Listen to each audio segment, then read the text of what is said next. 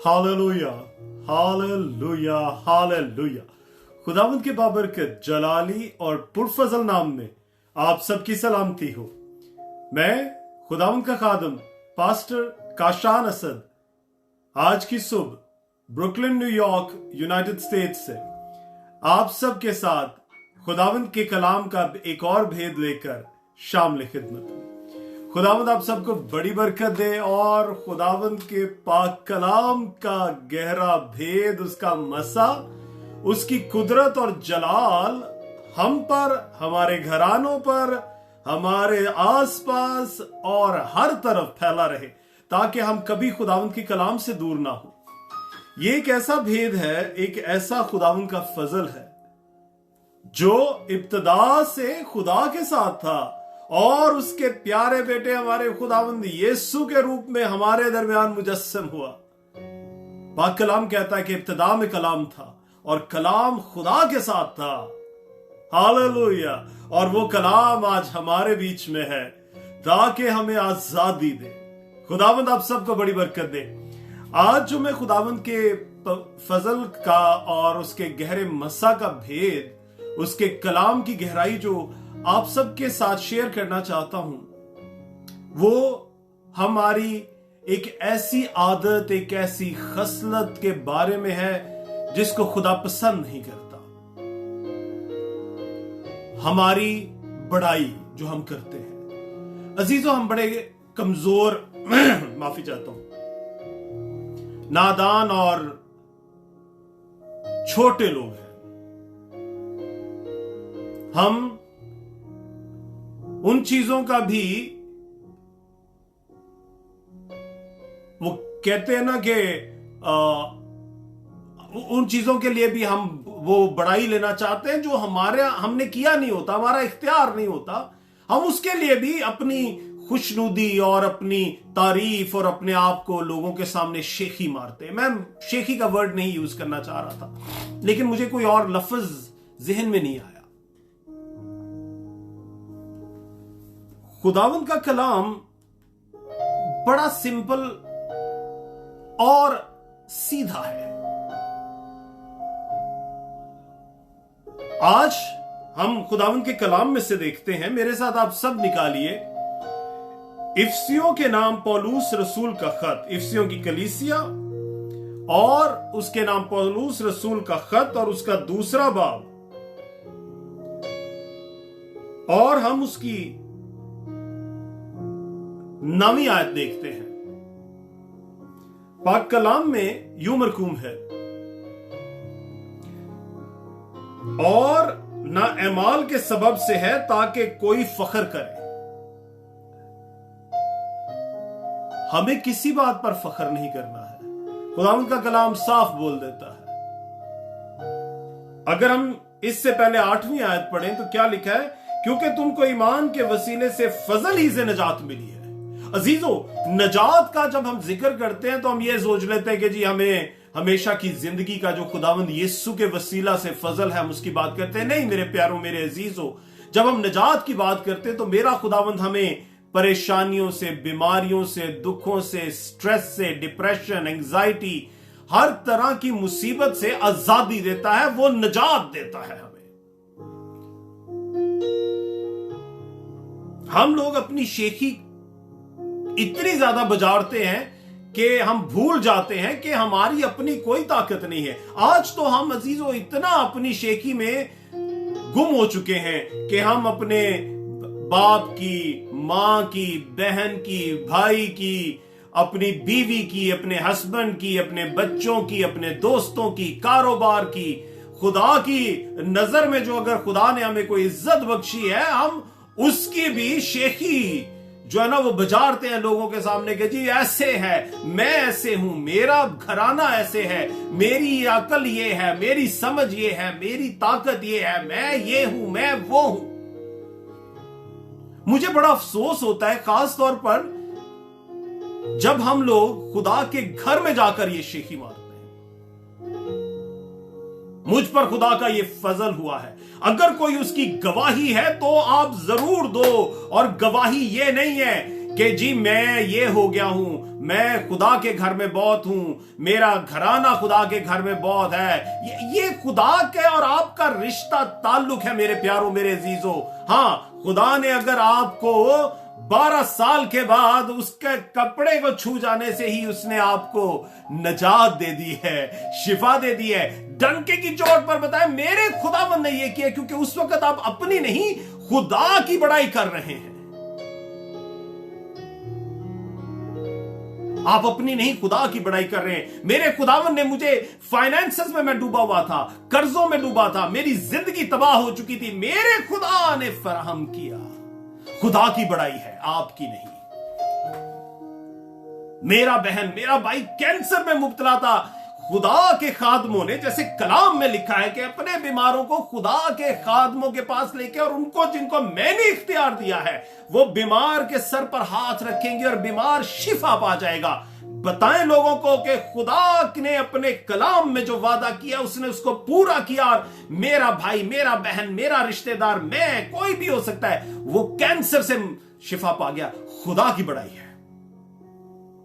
लेकिन जब हम पुलपट पे खड़े होकर कहते हैं कि जी मुझे तो जी मैं ये है, खुदा ने मुझे ये बर्जा, और जी मैं ही नहीं, मेरे तो बच्चे भी, मेरी बीवी भी, ओ हम सब खुदा के। ओ आप कौन होते हैं ये बड़ाई करने वाले? ये आप नहीं, खुदा का फजल है। खुदा का कलाम कहता है तूने नहीं, मैंने तुझे चुन लिया है। हालेलुया। इसी से खेरे बे रखा तेरे बे तो से खेरे। ओ खुदावन तू अजीम है, जो हम जैसे नाकारा, गंदे, गलीज लोगों को चुनकर अपने प्यारे बेटे खुदावंद यीशु के लहू से धोकर अपने चुलाहे का चुना हुआ बर्तन बनाता है। आमीन। अजीजों, हमारा अपना कुछ नहीं है। We are nothing. मुझे एक आयत याद आई, अजीजों, जब खुदावंद अपने फाखरू के वसीला से कलाम करता है तो वो बहुत गहरा कलाम करता है। आइए हम याकूब की किताब में चलते हैं। हालेलुया। इससे खारा बातें से खेरे। अजीजों, याकूब का जो आम खत है वो असल में हमारे लिए जो है ना, मसीही रवैयों, चाल चलन, और जो माफी चाहता हूं मेरे प्यारों, थोड़ा सा गले में कुछ है, तो वो जो उसका याकूब का खत है मैं बता रहा था, वो हमारे मसीही चाल चलन, हमारी हिकमत अमली, हमारी जिंदगी में हमारे रवैयों, तौर तरीकों के बारे में बताता है। आइए हम अगर देखें याकूब का खत और उसका 4 बाब देखिए मेरे साथ। 4 बाब मैंने हाईलाइट की हुई है, वो आयत 16 आयत है। 4 बाब और उसकी 16 आयत। उसमें क्या लिखा हुआ है? मगर अब तुम अपनी शेखी पर फख्र करते हो, ऐसा सब फख्र बुरा है। हालेलुया। इससे खारा बातें सीखे रे। अजीजों, खुदावंद का बंदा याकूब वो साफ लिख रहा है कि मगर अब तुम अपनी शेखी पर फख्र करते हो, ऐसा सब फख्र बुरा है। मेरे प्यारों, मेरे अजीजों, हमें अपनी शेखी पर फख्र नहीं करना है। देखें, आज मुझे अफसोस होता है कि खुदावंद के खादमीन, खुदावंद के लोग गिरजाघरों में भी जाकर, दुआया इबादतों में भी जाकर वो बात करते हैं जब कि हम ये हैं जी, मेरा हस्बैंड मेरे साथ ऐसा है, वो मेरी बीवी ऐसी है, मेरे बच्चे खुदावंद में ऐसे हैं, वो नेक हैं। वो ये आपका और खुदावंद का मामला है। शुक्रगुजारी करें इसकी, लोगों को मत बताएं। पाक कलाम कहता है कि तुम्हारे अमाल तुम्हारे कामों का बयान करते हैं। अब आप अपने अमाल को दिखाएं, उनसे दुनिया आपको जानेगी कि खुदा ने आप पर फजल किया है। लेकिन जब आप जाते हैं ना खुदावंद के गिरजा घर में और आप अपनी ऐसी बातें करते हैं, आप कई लोगों के दिल के लिए दुख का बायस बनते हैं। हम इसी के ऊपर देखते हैं, एक और आयत देखते हैं, जबूर गालबन 10 है। हालेलुया। Praise hallelujah. इससे खारा बातें सीखे रे। अजीजों, मेरे साथ निकालिए खुदावंद के पाक कलाम में से जबूर 10 और उसकी आप मेरे साथ देखिए दूसरी आयत। पाक कलाम में से जबूर 10 और उसकी दूसरी आयत क्या लिखा है? शरीर के गरूर के सबब से गरीब का तुंदी से पीछा किया जाता है। हालेलुया। देखिए अजीजों, हम में कई ऐसे हैं जो पाक घर में आते हैं, खुदावंद के गिरजा घर में, चर्च में आते हैं, तो वो अपने बहुत भारी दिल को लेकर आते हैं और उनके दिल खुदावंद के उस फजल के मुतलाशी होते हैं जो शायद मैं और आप उसकी शेखी मारते हैं। हम में से कई ऐसे हैं जिनकी जिंदगियों में दुश्मन ने बहुत सारे दुख, परेशानियां, बीमारियां डाली हुई हैं। वो हर वक्त खुदावंद के फजल को, जलाल को देखने के, उसके रहम के मुंतजिर रहते हैं। और हम खुदावंद के घर में आकर जब वो लोग खुदावंद के आगे हलीमी में, दुख में, परेशानी में, अपने भारेपन में खुदावंद के सामने झुककर दुआ कर रहे होते हैं कि खुदावंद छू ले, पकड़ ले, संभाल ले, तब हम अपनी शेखी मारते हैं कि जी मेरा घराना ऐसे है। हो सकता है उसके घराने में न जाने कितने किस्म के मसाइल हों, उसके घराने में कितने किस्म के दुख हों। आज मैं बता रहा हूं जी मेरा बेटा मेरी बड़ी सुनता है, इसमें आपकी क्या बड़ाई है? ये खुदावंद का फजल है, खुदावंद को जलाल दो। मेरी बीवी मेरी बड़ी सुनती है, मेरे साथ खड़ी रहती है, आपका कोई इसमें बड़ाई नहीं है, खुदावंद का फजल है, खुदावंद को जलाल दो। आप अपनी बीवी की, अपने शौहर की, अपने बच्चों की, अपने घराने की, मां बाप की तारीफ कर रहे होते हैं। क्यों? पाक कलाम कहता है कि तुम्हारा कुछ भी नहीं है, सब मेरा फजल है, क्योंकि तुम्हें निजात तुम्हारे अमाल, कामों या तुम्हारी वजह से नहीं मिली, मेरी वजह से मैंने दी है। उस पर फख्र मत करो। अजीजों, हम कई दफा ऐसे अल्फाज अपनी जुबान से निकालते हैं जो हमारे सुनने वालों के दिल पर गहरा जख्म डालते हैं, लेकिन हम इस चीज को भूल जाते हैं। खुदावंद को इस चीज से, खुदावंद को यह नहीं पसंद है। अगर आपने बड़ाई करनी है तो खुदा बाप की करो, अपनी मत करो। अजीजों, हमने देखा कि हम जिस चीज पर फख्र करते हैं वो हमारा नहीं है, वो किसी वक्त भी हमसे छीना जा सकता है। क्या वो खुदा का कहर हम पर नाजिल होता है या हमारे दुश्मन का कोई हमला हम पर होता है, वो हमसे छीन लिया जा सकता है। साउल बादशाह इतना बड़ा बादशाह कि उसकी हिकमत का, उसके खजानों का कोई मैच नहीं था। पाक कलाम कहता, मैं नहीं कहता, आप नहीं कहते, कोई हिस्टोरियन नहीं कहता, खुदावंद का कलाम कहता है कि साउल के खजानों का और उसकी हिकमत का कोई मैच नहीं, कोई उसके पाए का नहीं। इतना बड़ा उसने काम किया कि खुदावंद की हैकल को भी उसने तामीर किया, लेकिन उसका अंजाम क्या हुआ ये सब जानते हैं। मैं उसकी गहराई में नहीं जाऊंगा। उजिया बादशाह 13 साल का, 16 साल का एक बच्चा, उसको खुदा ने इतनी बरकत दी कि वो बादशाह हुआ, और पाक कलाम में लिखा हुआ कि खुदा उसके साथ था। लेकिन फिर हम देखते हैं कि क्या हुआ उसका, क्योंकि ये सब चीजें हमारी नहीं है। वो जो देता है वो ले भी सकता है और वो दे भी सकता है, सब इख्तियार उसके हाथ में है। यहीं पर मुझे याकूब के खत आगे हम पढ़ रहे थे, उसी में हम चलते हैं। खुदावंद के पाक कलाम में से याकूब का खत, उसका 4 बाब, और अगर आप उसकी मेरे साथ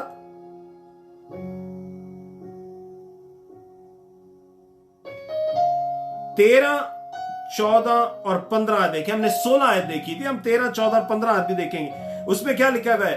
तुम जो ये कहते हो कि हम आजकल या कल फला शहर में जाकर वहां 1 बरस ठहरेंगे और सौदागरी करके नफा उठाएंगे, और ये जानते नहीं कि कल क्या होगा। जरा सुनो तो, तुम्हारी जिंदगी चीज ही क्या है, बुखारात का सा हाल है। हालेलुया। अभी नजर आए, अभी गायब हो गए। यूं कहने की जगह तुम्हें यह कहना चाहिए कि अगर खुदावंद चाहे तो हम जिंदा भी रहेंगे, अगर ये या वो काम भी करेंगे। अजीजों, अगर वो चाहे तो हम हैं, वो ना चाहे तो हम नहीं। उसका फजल है तो सब कुछ है, उसका फजल नहीं तो कुछ भी नहीं। हम बुखारात की मानंद है। हालेलुया। अजीजों, मैं आज का कलाम आपके साथ इसलिए शेयर करना चाह रहा हूं कि हम अपनी बोस्टिंग ना करें, हम अपनी शेखी ना करें, क्योंकि यह खुदावंद को पसंद नहीं है। खुदावंद के घर में भी जाकर नहीं, खुदावंद का घर उसके जलाल के लिए है।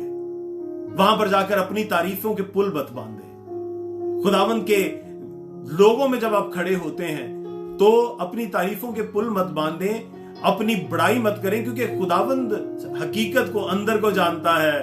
वो उस नकाब के पीछे के शख्स को भी जानता है। सो अपनी बड़ाई मत करें। आप और मैं कुछ नहीं है, सब खुदावंद है। जब भी आप लोगों के दरमियान हो तो जैसे पाक कलाम कहता है कि आपका कलाम हां हां और ना में हो, इससे ज्यादा कुछ नहीं। एक और आयत देख लेते हैं। हालेलुया। खुदावंद के पाक कलाम का गहरा गहरा भेद मेरे साथ निकालिए पाक कलाम में से इमसाल की किताब। हालेलुया। इमसाल की किताब और उसका 27 बाब। पाक कलाम में से इमसाल की किताब और उसका 27 बाब और उसकी दूसरी आयत। क्या लिखा है? गैर तेरी सताइश करे ना कि तेरा ही मुंह। गैर तेरी सताइश करे ना कि तेरा ही मुंह, बेगाना करे ना कि तेरे ही लब। हालेलुया। पाक कलाम का खूबसूरत फजल। हालेलुया। खुदावंद यीशु के नाम को सारा जलाल हो। मैं जो कुछ कहना चाह रहा था, मेरे खुदावंद ने पाक रूह के वसीला से उसे समअप कर दिया। हालेलुया। क्या लिखा है? बेगाना तेरी सताइश करे ना कि तेरे लब। बेगाना करे ना अजीजों, तभी सब कुछ है। हालेलुया। अजीजों, पाक कलाम ने बड़ा गहरा और अनोखा फजल हमारे लिए रख छोड़ा है। हमें समझने की कोशिश करनी चाहिए कि क्या खुदावंद को पसंद है और किस चीज से वो नाराज होता है, क्योंकि हमारी अकल और समझ कुछ नहीं है, सब खुदावंद का है। सो खुदावंद आपको बड़ी बरकत दे। आज का ये कलाम खुदावंद आपकी जिंदगियों में एक नए फजल, भेद और हिकमत के तौर पर ठहराए, ताकि हम लोग ये जान सकें कि खुदावंद की मर्जी उसके कलाम के वसीला से, उसके बेटे की कुर्बानी के वसीला से, उसकी उस नजात की मेरे आपके लिए ख्वाहिश के लिए हमें क्या करना है। खुदावंद आप सबको बड़ी बरकत दे। पास्टर काशान असद को इजाजत दीजिए। जल्द खुदावंद की मर्जी के मुआफिक उसके ठहराए हुए वक्त पर हम आप खुदावंद के किसी और कलाम के गहरे भेद को एक दूसरे के साथ शेयर करेंगे और खुदावंद के पाक कलाम की हिकमत में से सीखेंगे, समझेंगे, ताकि उसे अपनी जिंदगी में ठहरा कर नजात की राह पर गामजन रहे। खुदावंद आप सबको बड़ी बरकत दे। मैं इजाजत चाहूंगा इस दुआ के साथ कि खुदावंद का हाथ और यीशु का लहू आप सबको कुव्वत, ताकत और तकवीयत बख्शे। खुदावंद आपके साथ हो। आमीन।